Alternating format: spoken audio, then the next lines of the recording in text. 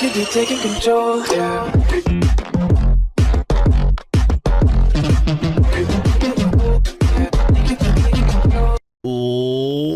What's going on, ladies and gentlemen? My name is Dylan. Welcome back to the channel. Hopefully each and every single one of you are feeling fine and fantastic. Today we're joined by the one and the only Tanya. Hi. Yes, ladies and gentlemen, today we are going to watch another video, but this one was recommended and there was also another one that we're going to watch, guys. This one is called World War II from India's Perspective. Now that's quite interesting in itself because a lot of the movies we've been watching that talk about the war, they talk to us about it from India's perspective, but when it comes to history learning, we learn about the English side of things, but not the true side of things, yeah? So, for example, in my school, we got taught about the English side of things and what they did in a sense of good, but not evil. Do you know what I mean? So, for example, Churchill. I didn't realize how evil Churchill was. Churchill, to me, was painted as like one of the greatest philosophers. Yeah, he was just incredible, Churchill. But what we have found out, Winston Churchill was quite literally the devil reincarnated. He was like Hitler. Well, wasn't that extravagant, but you know what I mean, yeah? Yeah. So it's quite eye-opening when you see videos like this and when you see things being put into perspective from the Indians' eyes, especially when they comment it too, and it makes you think, oh, I can't believe that actually happened to these people when we got taught something different, yeah? But that's why it's very important to see things through different perspectives, not to... You would be the same. You would be the same with everything that happened here. Yeah. You got taught the good. But when you got older, you found out about the bad. We got told everything, good and bad, but only Europe. We only knew what happened in Europe. Yeah, but that's what I mean. We didn't know what happened in other countries. Yeah. That's what I mean. We know what happened here, but I don't know, for example, what happened in Australia, what happened in India, what happened in Japan. I don't know how they lived the World War II. So that's what I mean. It's very important to see different perspectives because maybe you think, oh, that person... Or this country did wrong here, or they did good here, and then you see it from their perspective, and you think, oh, that's not how I thought it happened, or that's not how I got. It also makes you question a lot of things that you found out from people that you thought knew what they were talking about. Anyway, guys, let's get right into this. This one is called, like I said, World War II from India's Perspective. This is from Animated History. Go check their channel out. Well, go check his channel out. It'll be down in the description down below. Without further ado, guys, let's get right into it. I hope you do enjoy it. Remember, if you want to watch movies every single day, head over to Patreon where you can watch them with me and also Tanya and I. We watch TV series over on Patreon as well. And every single week you get Indian movies that we watch, guys. Our full reaction is over on Patreon as well. That's the best way, guys, to catch up with us every single day. There's hundreds and hundreds of videos that you have over on Patreon. And there's almost 40 to 50 videos per month that you get on Patreon, guys. So that's a lot of videos, so go check it out, guys. I'm sure you'll enjoy it. Anyway, without further ado, let's get into it. Let's go, guys. Let's do it. Come on. Special thanks to India Shastra and Historia Maxima for helping out with this video. With the outbreak of war in Europe and the Far East, every corner of our empire must stand ready to answer the call of king and country. And nowhere is affection for His Britannic Majesty stronger than in the fabled lands of India. As our government's policy of Indianization takes root, the natives assume greater control over their destiny as we march together into battle against the foes of our common empire. The great breadbasket of our far-off empire happily keeps us in raw material, with enough food, cotton and rubber to keep our boys fighting forever. No sacrifice is too great for victory. Hi, I'm Griffin Johnson, the Armchair Historian. When one thinks of British participation in the Second World War, images of Tommies in their Brodie helmets slogging through the dust of Egypt or charging the beaches of Normandy spring to mind. Others may picture the maroon beret boys of the airborne descending on Pegasus Bridge, or gentlemen spies like the late Sir Christopher Lee slinking through the shadows of occupied Europe. These images all have one thing in common, however. Their protagonists are universally Anglo-Saxon. In reality, the Second World War was a clash of empires who called upon all of their people to take up arms and fight for the survival of their dominion. For the British Empire, this included over 370 million people of India, their largest colony, and the much-touted jewel in the imperial crown. In today's episode, we'll take a look at the Second World War from the perspective of the jewel rather than the head that wore it, and how this conflict realized Indian independence. During any major conflict, information can be just as valuable as bullets. The Axis powers, in particular, sunk vast amounts of resources into the science of encryption. But while the vaunted Enigma machine was eventually cracked by Allied codebreakers, our sponsor NordVPN promises to keep your data safe and anonymous while browsing the internet. I thought he was going to talk about something interesting there. Jesus.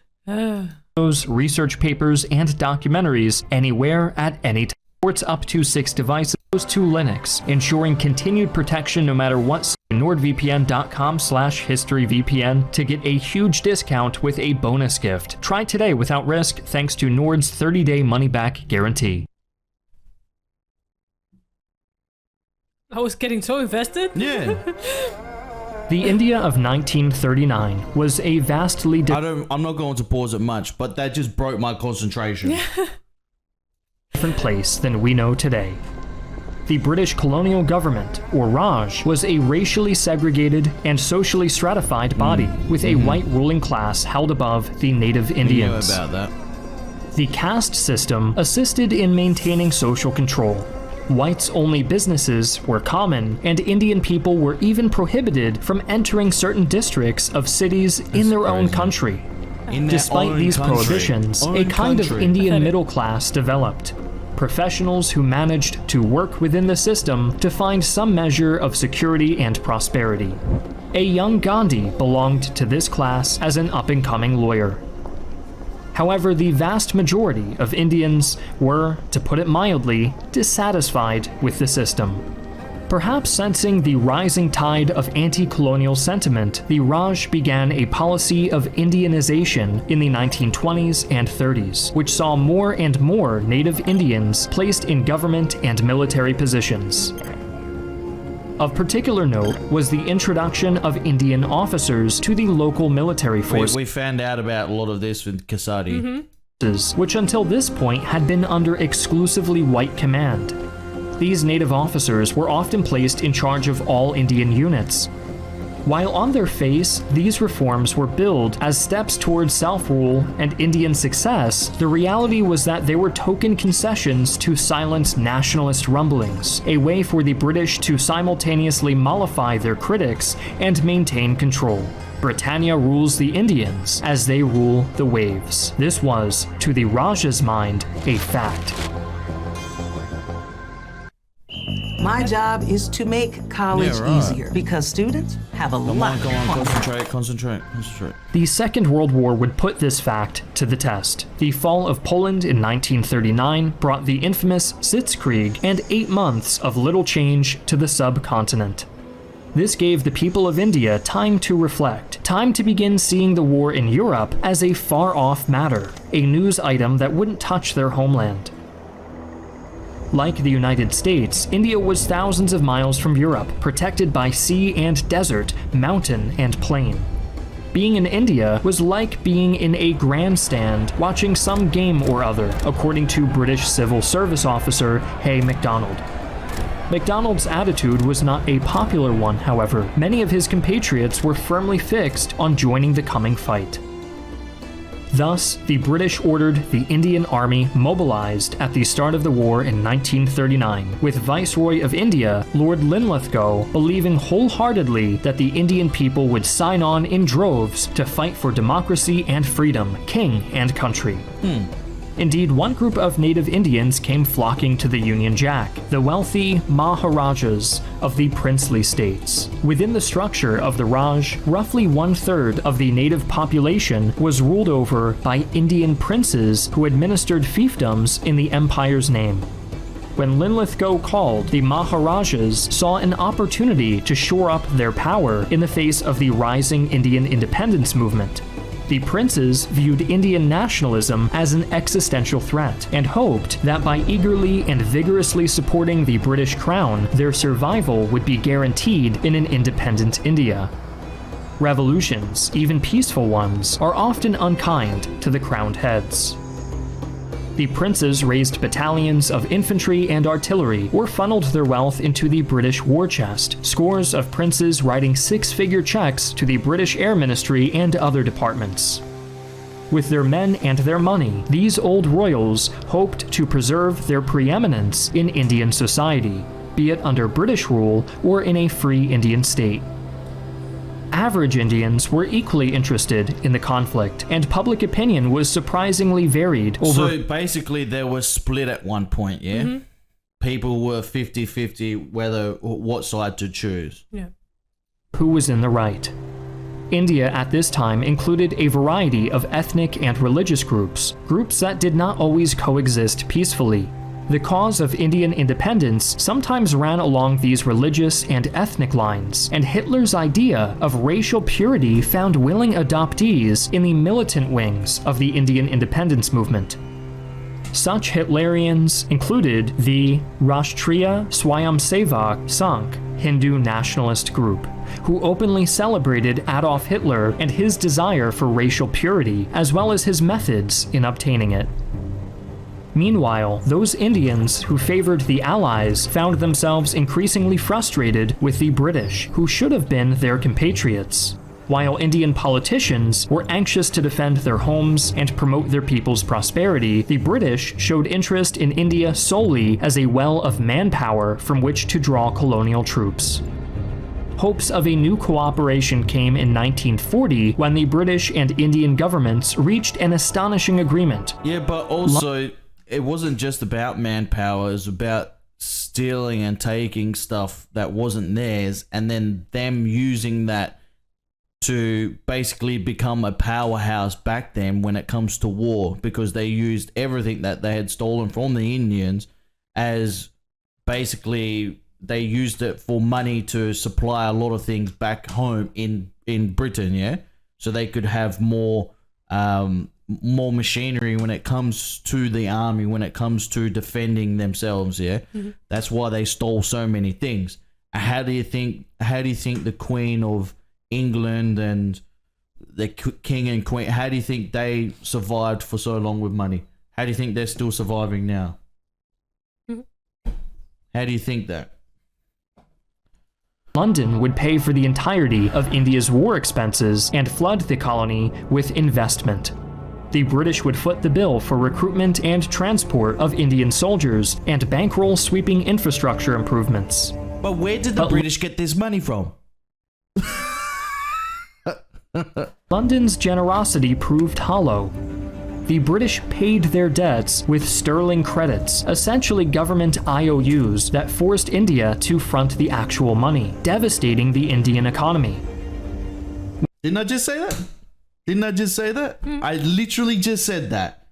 So basically they said, okay, we'll help fund everything for you. So when they agreed to it, what happened? The Indians basically had to fund themselves without knowing. So and in the background, they were stealing everything from them, yeah? Mm-hmm. They were raiding so many things, stealing so much treasure. When the British government enacted the Defense of India Act, granting government officials unlimited power to crack down on any sentiment, speech, or action they considered disloyal, the imperial government's priorities were spelled out. Focus on the war and keep India under political and economic control. While the British worked to consolidate control on the home front, Indian soldiers found their life in the field surprisingly varied. The social dynamics of some units were perfect mirrors of the Raj, with white officers enforcing a kind of de facto segregation. disputes broke out over pay discrepancies between white and Indian officers of equal rank, the content of ration tins, and even whether radios should be tuned to Western or Indian musical stations. While this form of petty, racially driven office politics was the rule in some units, others turned out to be surprisingly progressive for the era. A common rule for these units was the prohibition of speaking in derogatory terms in the presence of Indian officers about their political leaders, customs, traditions, or music, while others accepted their Indian peers of their own accord once they'd proven their mettle and competence in the field. This attitude began to work its way up to the lines, with the Infantry Committee penning a report midway through the war identifying segregation within units as a critical issue. The most strenuous efforts must be made to ensure that no discrimination of any nature is permitted. By the end of the war, 2.5 million Indians would fight for the British Empire, providing a critical component of the Allied forces that defeated the Axis powers, powers that succeeded in bringing the war to India's doorstep. Imperial Japan's attack on Pearl Harbor was like a bucket of icy water dumped onto India's head. Up till now, the people of India thought the Second World War would play out much like the First, with Indian troops sent to far-off lands and the subcontinent spared of actual fighting. The Japanese were all too happy to disabuse India of this notion. And Pearl Harbor was followed by an East Asian blitzkrieg that toppled colonial government after colonial government. The Japanese carved a beachhead into India's neighbor, Burma, and seized Hong Kong, Singapore, and British Malaya. India, therefore, became a crucial staging ground for the Allies in the Pacific, and refugees fled the Japanese advance for the perceived safety of the Raj, a flow which only intensified after the Japanese captured the Burmese capital in March. By the end of the month, the Japanese had captured all of Burma and cut the critical overland supply route from India to China. Burma's fall opened India up to a direct Japanese invasion, with Bengal first on the block. Panic swept through this province. In this desperate hour, as their imperial subjects were racked with fear, the British Raj stepped in to restore calm by enacting a scorched earth policy that devastated the civilian population. Food stockpiles were seized by government forces, bridges were destroyed, civilian watercraft confiscated or sunk, waterways sabotaged. If the Japanese invaded Bengal, they would inherit a ruin. However, the Japanese had reached the end of their supply lines in Burma and were unable to advance in India, so they bombed it. As British soldiers... Wow, that was lucky. That was lucky they ran out of supplies. That could... honestly, the world could be a different place, man, if certain things didn't happen. Sacked what they should have been defending, and Japanese ordnance fell from the sky, the people of Bengal found themselves straddling a tightrope over the bottomless chasm of starvation. Fishermen had no craft with which to ply their trade. Farmers had no crops nor way to get them to market if they did. But how's this not a movie? They should have made a movie by now. An In 1942, the ravening claws of... An Indian director needs to make a movie of what he just explained. Let me know, guys, if there is. Let me know. Let us know right now in the comment section, guys. But there should be a movie that explains everything that he just said. Hunger would snare India in their clutches. The Bengal famine had begun. You think the news channels and media would talk about what he just talked about? Hell no. This is why I'm saying YouTube is such a good place and a bad place at once, because everyone can put everything, yes? Yeah. But also it's a place where there's a lot of purity. There's still a lot of purity. Yeah, there's people that make lies up on YouTube. Of course, they do it for views. But the thing is, there's so much purity on here that there's no censors. Whereas you see so much washed up things that are being censored. But you have to be very on the news, careful. But yet you still have old people who sit there and listen to the news, that everything they say, and agree. I listen to the news, but I don't agree with it. That's what I mean. You can't believe everything that you see. You have to see what's right and wrong but for yourself. Correct. And watch different sources. Don't believe one source. Correct. The famine was a tragedy within a tragedy, an epidemic of hunger and disease that saw between 2 to 3 million people die. While the dominant narrative for some time has been that extreme weather was a leading cause of the tragedy, more modern research seems to indicate British policies in India as the chief cause of the famine. Indian-American scientist and journalist Madhushree Mukherjee posits that over-exploitation of Indian resources by British leadership directly caused the famine, with London continuing to pull tons of rice from India even as leaders of the Raj begged for emergency food aid. That's crazy. That is crazy. That is crazy. Absolutely crazy, dude. Hordes of refugees from Burma poured into India, increasing demand for what food was available. Fungus devastated rice crops, severely limiting edible produce. British industrialists and landowners intervened, engaging in profiteering during the crisis. Freak weather devastated farmland and wiped out villages. And lastly, though not exhaustively, the Raj made great efforts to keep the famine out of the press, which prevented the possibility. Winston Churchill in particular made sure that international aid was not given to India and that the famine was not publicized. This is what I told you. This is exactly what I told you. He made sure that it wasn't publicized, yes? We didn't know this stuff. In Australia, we didn't know. We're a big island, but with little information about the rest of the world. That's why when people say, oh, how come you don't know? It's because we didn't get taught a lot of things. We got taught what they wanted to teach us. Yeah. We didn't get taught about a lot of things. We had to learn ourselves. Yeah. I know of international aid that could have saved lives. What is beyond debate is the devastating impact the famine had on the people of Bengal. The British inquiry into the famine noted a breakdown of family units as husbands deserted wives and wives' husbands. Elderly dependents were left behind in villages. Babies and young children were sometimes abandoned. Historian Dr. Janam Mukherjee describes the hellscape that Bengal became. Corpses lay scattered over several thousand square miles of devastated land. 7,400 villages were partly or wholly destroyed by the storm. Cholera, dysentery, and other waterborne diseases flourished. As the Japanese postured and people starved in the streets, social pressures began to mount. Politics in India did not stop with the declaration of war, and Indian nationalism only intensified as British administrators fumbled and fumbled again. The discussion was dominated by Mahatma Gandhi's Indian National Congress, drawn from the Hindu majority of Indians, and Muhammad Ali Jinnah's Muslim League, who feared becoming second-class citizens in an independent India. As time wore on, the INC began to emphasize Hinduism as a critical component to Indian society, leading to the Muslim League's Lahore Resolution, calling for separate Muslim and Hindu states. This marked the effective end of cooperation between the two, and Indian nationalists were driven into the arms of militant extremist leaders. These included pro-Axis forces, such as the Indian National Army, led by Subhas Chandra Bose.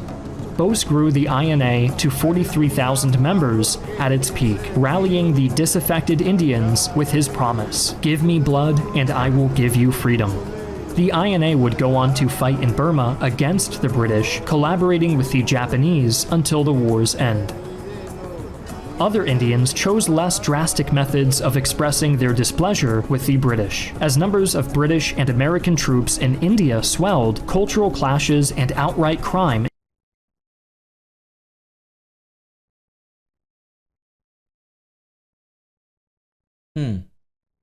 ensued. American troops began slaughtering cattle, held sacred in Hinduism, while allegations of sexual assault scandalized the Indian population. Gandhi and the INC responded by issuing the Quit India Resolution in August of 1942, a largely symbolic call for India to cease cooperation with the British until they guaranteed independence. The British responded by arresting Gandhi and many INC leaders, who they would hold for 3 years. Gandhi, even from prison, exhorted his followers to peaceful protest. Instead, the Indian independence movement chose violence. Protests in Bombay saw 33 people killed by police in the 4 days following the INC leadership's arrest, and a wave of attacks on government buildings ensued. The British cracked down hard, and 2,500 Indians were killed. The Raj ultimately succeeded in putting down the insurrection, and Indian independence would have to wait until the war was won. While the British fought the Indian people, the Japanese fought the Indian army. Indian troops managed to reclaim some of Burma in December of 1942, and the Japanese responded by bombing Calcutta for several days. Most of 1943 in India would be dedicated... You know why they did that, yeah? What? Because they were trying to get them to retreat back to Calcutta, because they were basically saying to them, hey, look, you're pushing us back. Look what's happening in Calcutta. So what they tried to do, they tried to get the troops to fall back. That way they can push back that line. I heard about that. I've heard about that. To reorganization and rearming of the Indian army, as the Japanese had taught the Raj a bloody lesson. They were not ready to face the Japanese in open battle. While troops in the subcontinent readied to defend their home, Indians abroad helped liberate North Africa before participating in Operation Husky, seeing action throughout Sicily. As 1943 drew to a close, the reinvigorated Indian Army prepared to march against the Japanese. The Japanese watched the Indian revitalization with concern and decided they needed to once again launch a surprise attack to keep the initiative. In March of 1944, they enacted their plan, dubbed Operation Yugo, which saw intense fighting on the Burmese border. The Indians stood against the Japanese at the border towns of Imphal and Kohima. The determined Indians stood their ground against the Japanese invasion, and come July, their foe had no choice but to break off the attack. The Indian National Army, under Bose, fought in the Japanese attack, and along with civilian collaborators, rendered aid and comfort to the retreating Japanese. As the Allies gave chase to the Japanese and encountered these collaborators, they chose honey over vinegar, sending doctors and food supplies to the isolated villages that had helped the Japanese. In this way, they hoped to win the locals back to the Allied side rather than punish them for collaborating. And that's what people were saying, Kasadi. Remember when those people were getting hurt and he said, send water out to all of them? Remember in Kasadi? When the Muslims, was it Muslims? Yeah. The people that were trying to attack, yeah? They were getting hurt, yeah? But they were from Pakistan, yeah? Mm-hmm. They were getting hurt, yeah? They were getting hurt real badly. And he was saying, give water to them, yeah? Yeah, they kept giving because that way it shows that, hey, we're still with you no matter what, yeah? And maybe, hopefully, you can have some sort of peace within it, yes? Peace before they die, yeah? Does that make sense? Mm-hmm. August brought an Allied drive deep into Burma, and the bloody and brutal campaign to liberate the country merits its own video. Regardless, May of 1945 saw the Indian Army successfully capture the Burmese capital. For India, the war was over. And the end could not have come soon enough. Food shortages were rampant even after the official end of the Bengal famine. Oh, I wonder why. Because the British government would attempt to blame the famine on the Bengali people, accusing them of hoarding food and supplies. Well, what do you expect, right? What do you expect? See, I had a theory that they hid a lot of things. Indians hid a lot of things because what was the best thing to do? To say, hey, we've got no supplies left, yeah? Mm-hmm. We've got nothing left.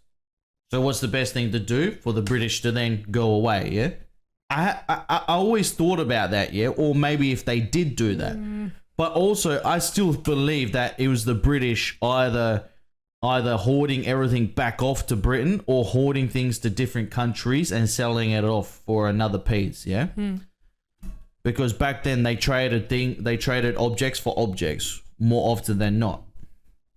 So, hey, we give you supply of this, you give us weapons, you give us this, blah, blah, blah, yeah? In 1944, and basic necessities like cloth were in equally short supply. Demobilization meant an epidemic of unemployment as war workers were unceremoniously laid off.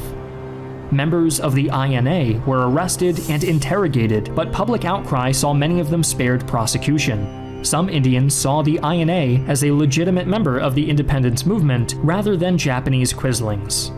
Speaking of independence, the British agreed to discussions with Indian leaders regarding the possibility of Indian statehood and released political prisoners as an opening gesture, including Gandhi. Independence soon became an inevitability, and Indian statehood talks opened. Tensions between Hindus and Muslims were a key issue of the negotiations, leading to an agreement to partition the colonial territory into the Hindu state of India and the Muslim states of Pakistan and East Pakistan, now known as Bangladesh. The results of these negotiations are outside the scope of our discussion today, but suffice to say, the liberated colony would experience some growing pains. India would go into the Second World War as a colony and emerge a pair of nations.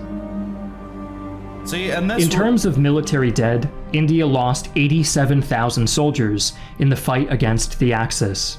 But accounting for civilian dead in the Bengal famine and other incidents, the death toll rises to a staggering 2.2 million at a minimum. Wow. The Indian economy was devastated by the war, despite being on the winning side, and the country remains economically troubled into the modern day.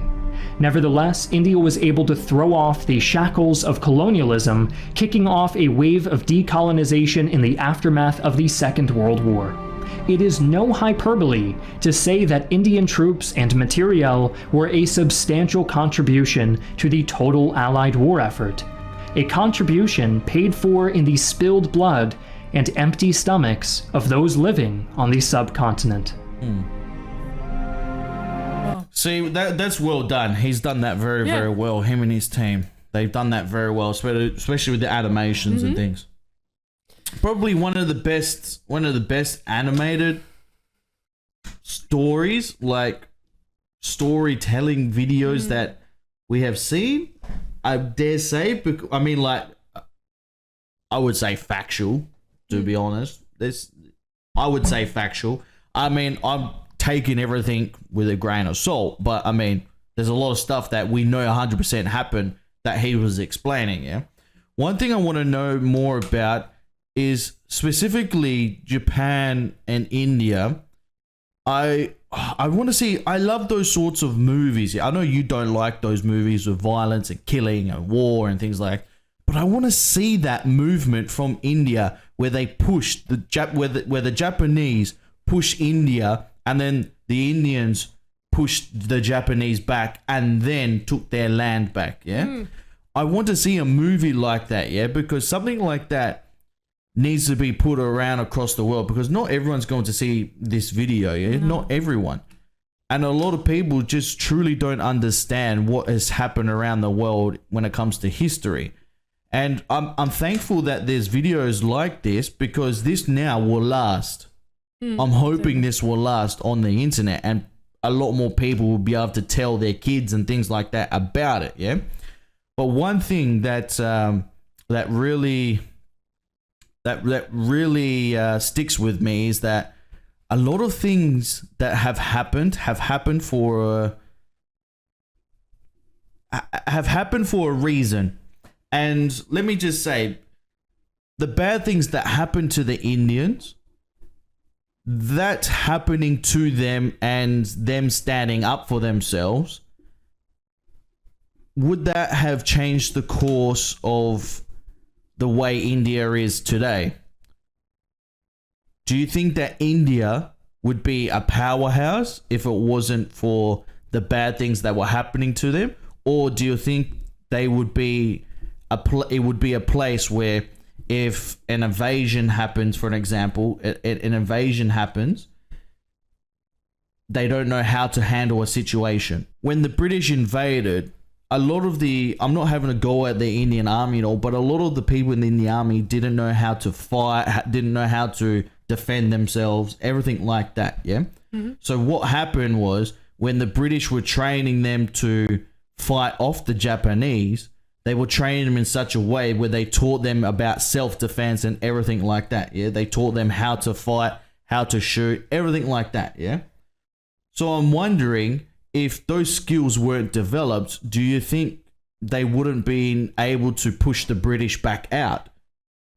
So, say for example, right, the British come to their country, they take all their stuff. We know that, yes, they invaded, yada, yada, yada. But also they taught them how to fight. And in a sense, they used that against the British to push them out their own country, yes, to fight back. Where everyone started fighting back themselves, yeah, including the people that, I can't remember their specific name. They wanted to do with the army, but they were, the freedom fighters, yes?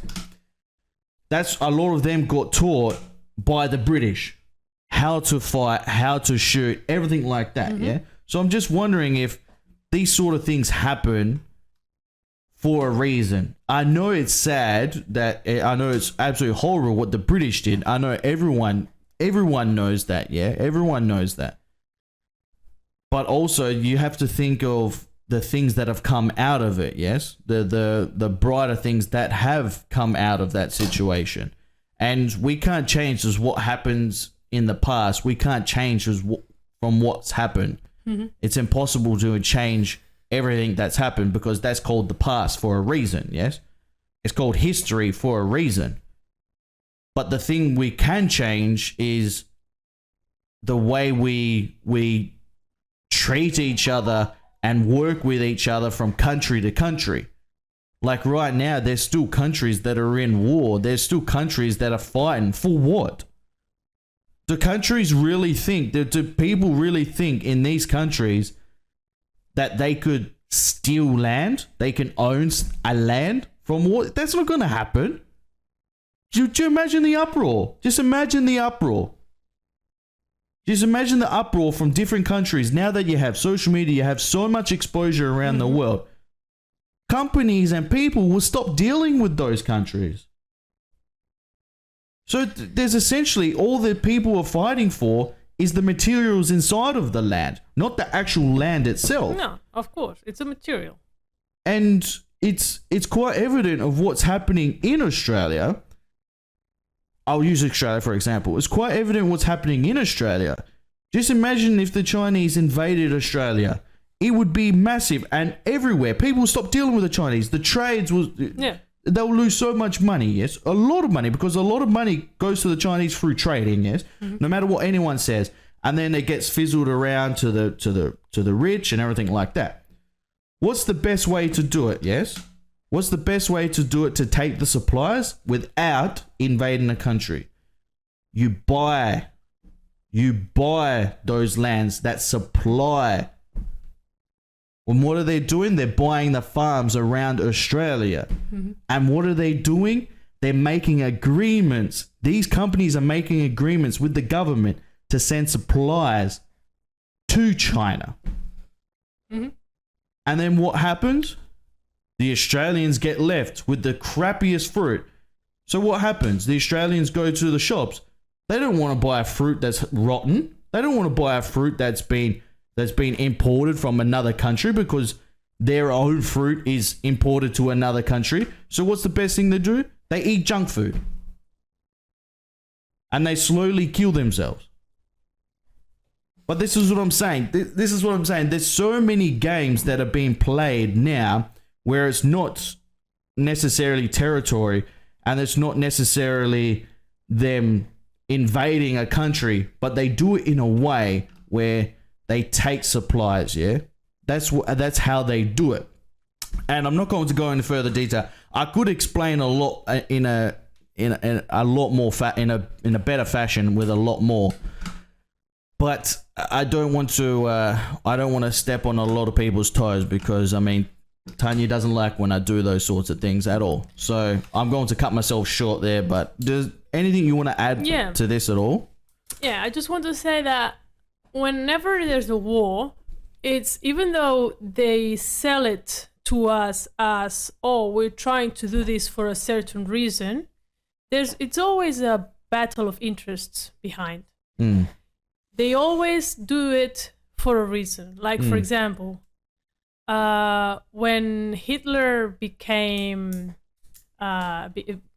went into power, he did the propaganda that he did to make people believe that he was the right choice. It's unbelievable. He brainwashed not everyone. just his people. It wasn't. He didn't just brainwash his people. He brainwashed people around the world. Just remember that. No. But at the beginning, it was only in Germany that he was trying to rule Germany at the beginning. Yeah. The amount of propaganda that he did to be in power, to be at the top, to be chosen as the political party or whatever, it was unbelievable. Like, he brainwashed every single person in Germany. And I mean, I studied it at university, and it was one of the best political propaganda anyone has ever done. He just made everyone believe that he was God, that he could do everything, that he will get Germany out of the poverty that they were going through after World War I, because they were left in misery after the First World War, and he made everyone believe that he was going to be their savior. And the same way he made Germans believe that he was the best choice they could ever get or made. The same way, then he started from Germany. He brainwashed all the countries to follow him into the real reason, which was that the white race was the only one, was the best one, was the only one allowed. Everyone else should be killed. And that philosophy followed everywhere, because some countries were then saying we can only have the Indian race, we can only have the black race. You know what I mean? Like, they followed around every country. But then every country got their own interests out. Like in India, the British said, "Oh, there's a war. We're going to steal everything that they have left in here." The other one said, "Oh, there's a war. We're going to take advantage of this war." That's everyone is saying, "Oh, the white race, but we don't care about the white race. We just want to get more lands. We just want to conquer more a bit more of the land." So everyone uses war as an excuse to their own profit, their own benefit. But then when hide things. That's what that's what I was going to say. But then when they write history, they all blame each other. The one that's using war as an excuse to steal, he says, "No, it wasn't my fault. It was Hitler that made me do it for the white race." Then the other one that's doing something to get more land, try to steal land from another country, says, "No, it wasn't my fault. It was Hitler's fault because blah blah." So everyone they blame each other. The British blame the Indian blame the British, the Americans blame the Germans blame the Japanese blame, and you never know what the truth is. You talk to someone else in another country and they'll tell you a completely different story than what you were told. And you're like... But why is that? Why do you think they do that? Because it's a conflict of interests. Everyone just takes advantage of the situation. They say, "Oh, there's a good situation for my own benefit. Let's do it. But I don't want anyone to know that I did it. So let's hide it. Let's pretend that it wasn't me, that it was someone else's fault." And that's why it's very important, not only when it comes to war and history, but also in real life. It's very important to know everyone's perspective. Because you get told by someone else, "Oh, you know that person did this." And you're like, "Oh, what a bad person. I'm not going to talk to that person ever again. I'm going to hate that person." But then you talk to that person and he tells you a completely different story than what you got told, and it's like it's like for example, right, exactly what you just said, the perspective of other people, and that's what a lot of humans fail at, and it's been happening for years, eons, and it's still happening to this very day. It's like, for example, right, you're walking on a road, you see you see a structure, let's just say, a fence or a wall in the middle of that road. What do you think majority of people's first intentions is? Hey, let's break down that wall. Whereas a lot of people don't think of, okay, what's the reason behind that wall? Why is there a wall on that road? Why is there a wall on that footpath? Why is there a wall stopping us from going further? There must be a reason. Is it to keep something out? Is it to make sure that nothing is leaking on the other side? Are there zombies I'm just saying, for example, are there zombies on the upside? Why is there a wall there? People don't think like that. And that's what's so horrible, because it's so evident when it comes to, I'm going to say it, politics. When it comes to that, yes, when it comes to people that follow politics, they don't see the reasons why, yes, they just hear what the politicians say, what the people that they hold in such a high standard, what they say, but they don't sit back and they don't put down their phone and think, oh, hey, what's the reason behind all this, yes? What's the reason for this country invading this country? They just think, oh, it's to stop terrorists, and things. That's what people's perspective is when a country invades another country. It happens all the time. Instead of thinking, okay, why is this happening? Let's go back a couple of notches and just think why this is happening. Let's go back a couple of notches and think, why are the Indians dying? No, the British didn't think like that. No. They just took. That's it. That's simple. And I still think to this very day that the British Royal Army, Royal Family. The Royal Family is just absolutely horrible. But yet people go for miles and miles every single day, millions of people, just to visit them. But they don't realize how evil and what they have done to the world. No, you don't know. You won't know because they hide it. They blame others. Exactly, but that's what I'm saying. People don't see it. They don't think of, why is there a wall there? How did these people get rich in the first place? How did the people have so much money? Why do people think that? They just think, oh, royalty, this is so beautiful. What do they do? What do they do, and how have they gotten it? Just think about that. But this is what I said to you about the wall in the road. People see the wall and be like, let's smash it. No, but it's what I'm saying. But this just shows you that for everything, for every situation, you can just know one side of the story and believe it. Yeah. You have to know everything. And if nowadays if in the current world we're living in, every time we heard something, we tried our best to try to see the story from the other perspective, things will be different. Yeah. Things will be different because you see I don't know, even when it comes to relationships, you see a person killing another one. And you see, the person that killed the other one is the bad one. Let's go and chase that person. Let's go. But do you know what happened before that? That person tried to jump into their house and rape their daughter. Exactly. For example, he was following a person that just jumped through the window at night and tried to do something to their family. And he started chasing them and kill him in self-defense because he did, you know what I mean? But people don't go through that effort. They just say, oh, this person did something bad, that's a bad person. It's just laziness. I think it's laziness, it's lack of education, it's a little bit of everything. Yeah. Just don't know. That's why, yeah. Anyway, guys, I hope you enjoyed today's video. Did you enjoy it? I enjoyed it. It was very factual. I really did enjoy this, guys. I have to say that some words were a bit complicated for me to understand.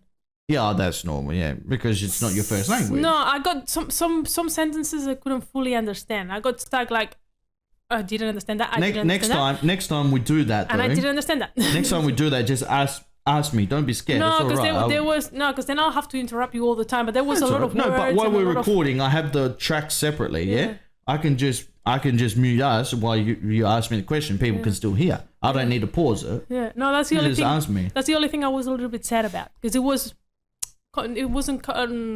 See, I have trouble sometimes. A sophisticated language. Yeah, it was more sophisticated, and some words I didn't. It was the first time that I've heard of them. Well, a couple of words I wouldn't have understood either. Well, I don't know. I don't know. A couple of words probably I didn't understood myself, but no, the video was very, very good. Yeah, very informal. Yeah, very informal. Mm-hmm. I highly recommend, and this is why I say this is why this platform is really, really good because of videos like this. You won't see this. You won't see this on the news, on the television. You won't. No, because of what we're saying. All right, guys, take it easy. We all hope you have we both hope you all have a fantastic day. we're going to get out of here and record some friends. I hope you enjoy it, guys. Anyway, take it easy, and we'll speak to you very, very soon. Bye, guys. Bye. Bye.